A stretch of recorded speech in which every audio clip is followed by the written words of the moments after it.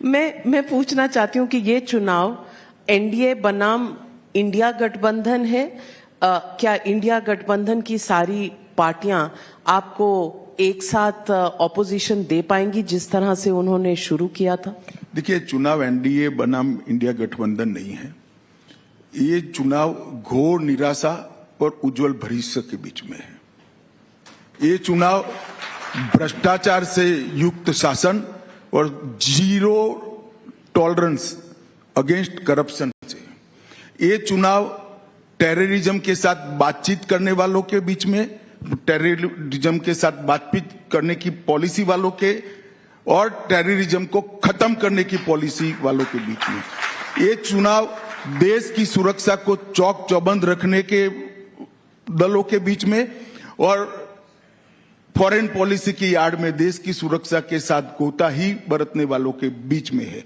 ये चुनाव 80 करोड़ गरीबों के जीवन में पूरी सुविधा 10 साल के अंदर देकर उनको भारत के विकास के साथ जोड़ने वाले लोगों के बीच में और गरीबी हटाओ के नारा के नाम पर वोट लेने वालों के बीच में है। ये चुनाव बिल्कुल आइडियोलॉजी के साथ जुड़ा हुआ है। ये चुनाव भारत के भविष्य के साथ जुड़ा हुआ है और ये चुनाव भारत के आने वाले दिनों के एजेंडा के साथ। और विपक्ष कितना भी कंफ्यूजन फैलाने का प्रयास करे, देश की जनता ने अपना एजेंडा तय कर दिया है।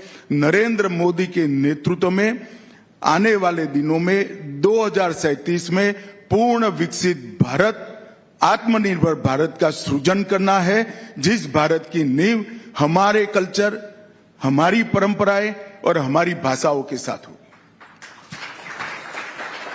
अमित शाह जी, 2 सवाल उठते हैं राजनीति से प्रेरित। एक, व्हाइट पेपर जो यूपीए के 10 साल के कार्यकाल में लाया गया है, और मैं पूछना चाहती हूं क्या ये राजनीति से प्रेरित है कि चुनाव से पहले शायद विपक्ष की गलतियां गिनानी जरूरी है? देखिए नाविका जी, अगर ये व्हाइट पेपर हम 2014 में लाए होते तो आप जरूर ये आरोप हम पर कर सकती थी, क्योंकि 2014 में अब बताने में कोई दिक्कत नहीं है क्योंकि देश वो संकट से बाहर आ गया है। 2014 में देश गहरे संकट में था, आर्थिक संकट में था, पूरी व्यवस्था ध्वस्त हो चुकी थी, बैंकों की बैलेंस शीट एनपीए के कारण बनने की स्थिति में नहीं थी, इसको छिपाना पड़ता था, राजस्व का घाटा भी छिपाना पड़ता था, मेकअप करना पड़ता था बजट के अंदर चिदंबरम साहब को। इस प्रकार की व्यवस्थाएं थी। निर्यात लगभग ऊंधे ग्राफ से ही औंधे मुंह गिर रहा था।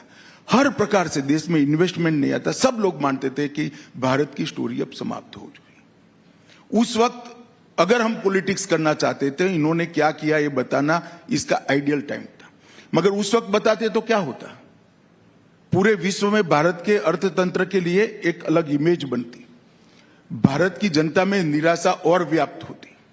हमने उस वक्त नहीं बताया।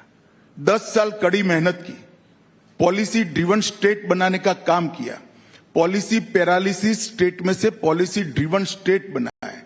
सैकड़ों पॉलिसियों को, एजुकेशन से लेकर डिफेंस से लेकर इंटरनल सिक्योरिटी से लेकर इंडस्ट्री तक और इन्वेस्टमेंट तक, हर क्षेत्र में पॉलिसी बनाई गई। कई नए क्षेत्र हमारे यहाँ उजागर हुए और भारत की इकोनॉमी 11वें नंबर से, दुनिया के 11वें नंबर का अर्थतंत्र मनमोहन सिंह जी छोड़ कर गए थे, मोदी जी ने उसको 5वें नंबर पर बनाया। और मैं आपको विश्वास दिलाता हूं कि हम दुनिया की 3रे नंबर की अर्थव्यवस्था अगले 5 साल में बनने जा रहे हैं। और इस वक्त हमने ये लेकर आए हैं। विगत 5 साल हमारे, पहले 5 साल पूरा गड्ढा भरने में गए, व्यवस्थाएं बनाने में गए।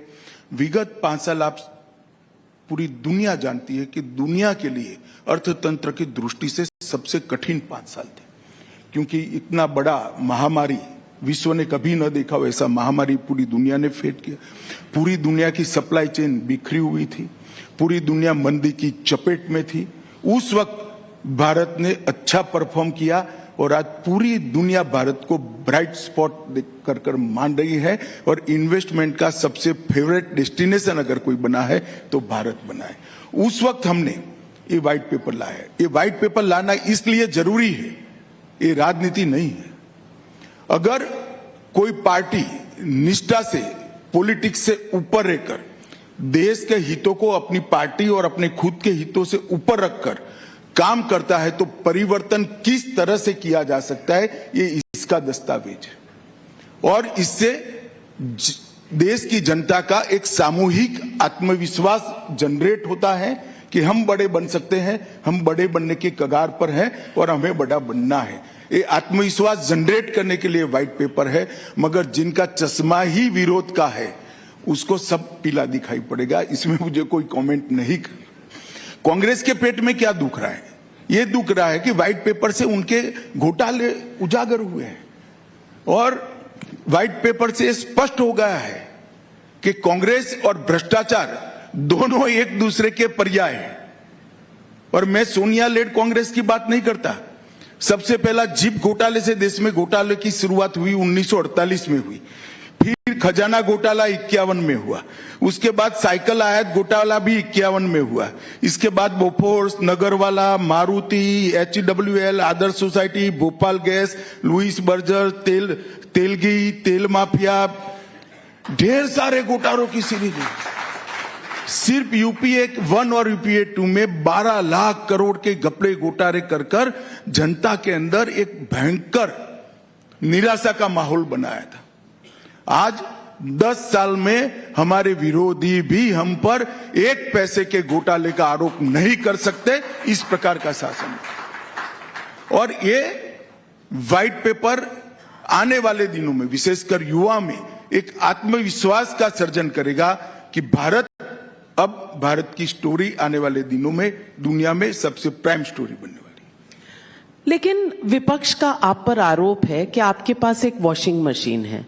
जिन्होंने करप्शन कांग्रेस में रहकर की थी, वो जब आपके यहाँ आ जाते हैं तो वो बिल्कुल पाक साफ हो जाते हैं। इस आरोप का आप क्या जवाब देंगे? देखिए नाविका जी, विपक्ष का ये आरोप तभी सच्चा माना जाता कि हमने एक भी केस विड्रॉ किया है। तो हमने किसी का केस विड्रॉ नहीं किया है। पहले एक बात मैं स्पष्ट कर देना चाहता हूं। दूसरा, इनको मालूम नहीं है कि इनके समय के जितने भी घोटाले थे, कोल ब्लॉक का हो, कॉमनवेल्थ का हो, 2G का हो, शारदा चिट फंड हो, INX मीडिया हो, अंतरिक्ष देवास हो, लैंड फॉर जॉब हो, पंचकुला और गुड़गांव का घोटाला हो, जम्मू कश्मीर क्रिकेट एसोसिएशन का घोटाला हो, एम्ब्रायर डील का घोटाला हो, सबमरीन का घोटाला हो, ये सारे घोटाले एज अ विपक्ष हमने संसद में उठाए थे, कोर्ट में गए थे और कोर्ट ने जांच ऑर्डर की थी।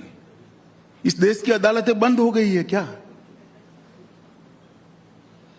कांग्रेस पार्टी एक भी कॉन्क्रीट बात नहीं करती है। और अगर ऐसी कॉन्क्रीट बात है तो अदालत के दरवाजे आपके लिए खुले हैं, आपको जाना चाहिए। विपक्ष ने संसद में उठाना चाहिए। वो तो हर संसद सत्र में एक ही बहाना ढूंढते हैं कि जल्दी से कोई बहाना मिल जाए और वॉकआउट कर जाए और गांधी जी के पुतले के सामने बैठकर फोटो खिंचा ले।